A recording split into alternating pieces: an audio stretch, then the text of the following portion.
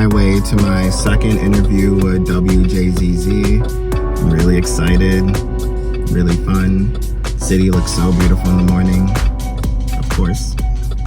It was March 15th, and I was headed to WJZZ, one of the coolest stations in Detroit.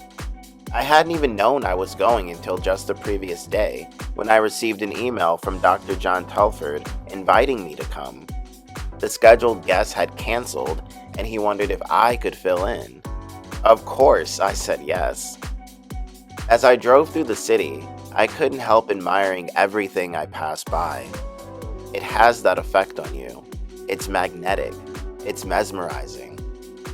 This was going to be my second interview in 3 months, so I was pretty amped. I really dug Dr. Telford and his co-host Char J, and knew we would have a dope time talking, as most writers do when you get them in a room together. And we've got a young lion in the studio today in the person of Marsalis Higgs, author of now 8-Man Rex 2. 8-Man Rex 2. And we're going to be talking about this book today and how it came about to having been written with Marsalis. You know, you young guys are writing some good stuff. Thank you. I mean, you're half a century younger than me. You know, I'm 87.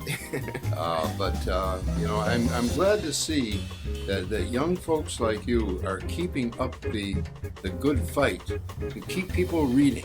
Yeah. So you say for 8 years old, would an adult enjoy it as well? Oh yeah. I Okay. mean, anyone who likes escapism, who likes a good story, a little bit of fantasy.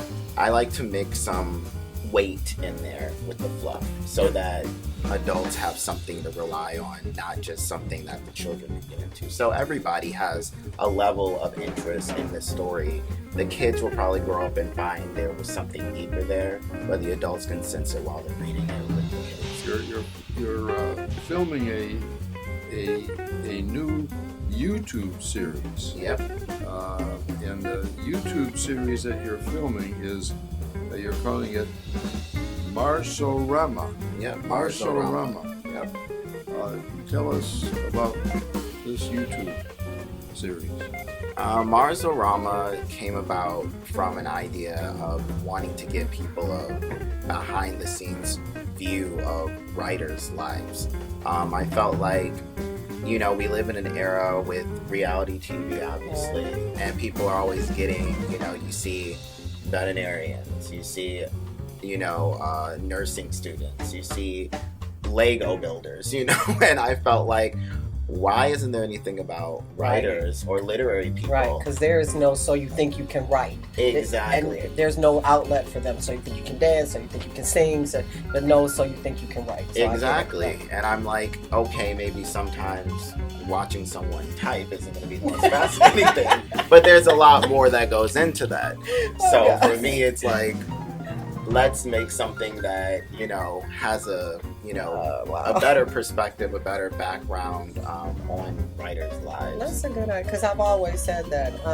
And then they wouldn't want to watch me because I'm sitting in the middle of the bed. I've got the laptop on the pillow. I've got the popcorn. I've got the TV on. And that's how I write. So they don't want to see that. I'm in my pajamas. But it's real. That's the thing. And I think a lot of people don't really know. They think a lot of writers are at Starbucks or at their desk. Yeah. We don't do that. They don't have a real perspective. We see a lot of, you know, how movies are made, albums are made. People know what a studio looks like, a recording studio or a set. They have no idea a lot about writers in that way. There's not a lot of intimacy. So with this, I'm like, let's pull off the veil as much as myself as I can give to people without going too far, but showing them a process. Right. So. Yeah, and that's true. I say that all the time. There's so many things for a talented singer to get out there, but there's nothing for a talented writer to get out there and show how they do what they have, their creative process, or how they get a book or whatever. So that's an interesting concept that you're putting forth. But we are interviewing Marsalis Higgs, young author Marsalis Higgs, author of 8-Man Rex 1, 2, and soon to be 3. and I think there should be 4 and 5. And, you know, you've got this filming now, this YouTube series. Yes. And what inspired you to do that? Really just growing up, actually watching reality TV, as I mentioned. I'm that generation that it was kind of prevalent. It was always around.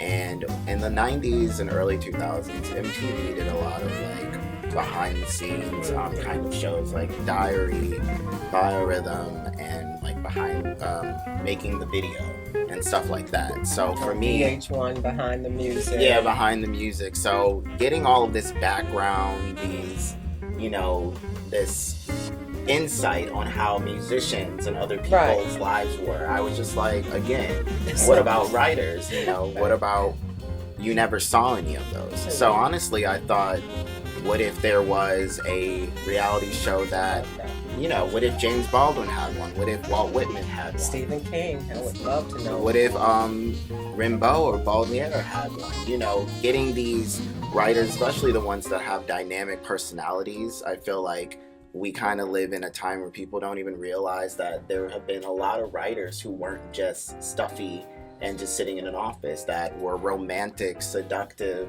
sexual people, you know, attractive, bold, destructive sometimes, you know. Stuff we go to. Your computer crashes, you lose your I wasted a whole cup of tea in my computer.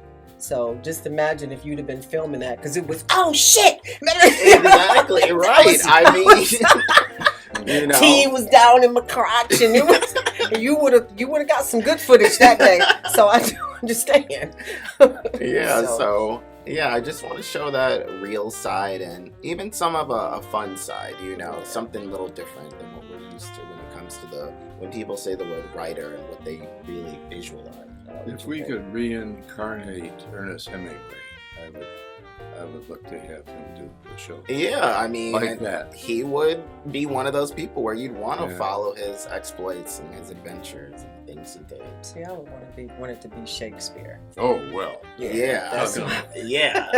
Talking about the bard. Right, I mean, yeah. everything has emanated from him. Because he was deep. He was saying some stuff. You know.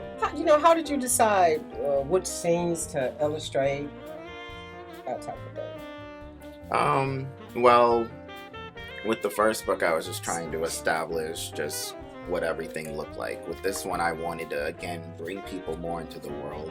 So I tried to think of different angles, different viewpoints. I kind of looked at it from a cinematic standpoint, like if this were a movie, how would it look from this angle or that angle? So you have kind of wider shots, you have more close-ups. You did the illustrations yourself? Yep. Okay. Yep, I did. Now that I did pretty This guy's quickly an from the artist last and an time. author. So you said you thought of this like from a movie standpoint. Is that what you said? So explain what you mean by that. Well, I actually watched like really big movie trilogies and sagas that people know, like Star Wars, Godfather, Alien stuff.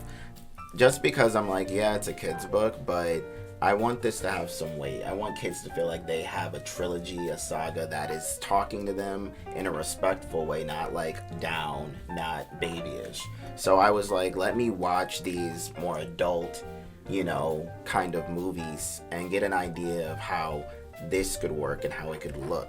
Especially with the illustrations, I just feel like it can't just be a boring portrait shot. For me, I'm always thinking about an angle, how it looks, and where it's coming from. Because kids don't like to be talked down to, and I'm thinking of this for my grandson. He's 7, but he's very smart, and holding a conversation with him, you wouldn't think that, you know, you're looking down, it's like, okay, this kid's only 7, but you know, he's having a real conversation, and he's making some valid points, so you don't want to talk down to them at all, and I think they appreciate that. So yeah, exactly. I mean, I just think of what I liked when I was younger, how I liked when there was stuff that wasn't talking down to me, and I'm like, some people get older, they forget that yes, kids are kids, but they're also little people, and they don't see themselves as just little kids. So you have to kind of think of how they might see themselves. They want to have something where you give them more respect, more, you know, dignity. Right. And that's where I came with this trilogy. Well, now it's just the first and second, but the trilogy, that's how I came with it. But you say trilogy, that means you working on it. Yeah.